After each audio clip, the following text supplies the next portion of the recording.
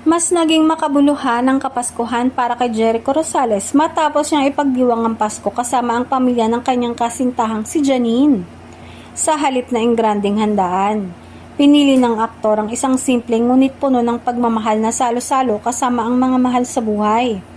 Ayon sa mga malalapit sa aktor, naging masaya at magaan ang samahan sa naturang pagdiriwang.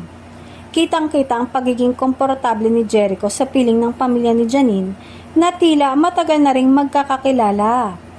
Pinahalagahan din ng aktor ang pagkakataong makasama ang mga ito, lalo na sa isang okasyong sumisimbolo ng pagmamahalan, pagbibigayan at pasasalamat. Hindi rin napigilan ng ilang tagahanga na kiligin matapos kumalat ang balita tungkol sa kanilang simpleng celebration.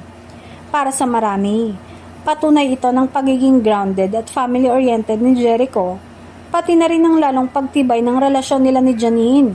Sa kabila ng kanilang pagiging abala sa kanilang proyekto, malinaw na inuuna pa rin ng dalawa ang oras para sa pamilya. Isang bagay na tunay na diwa ng Kapaskuhan.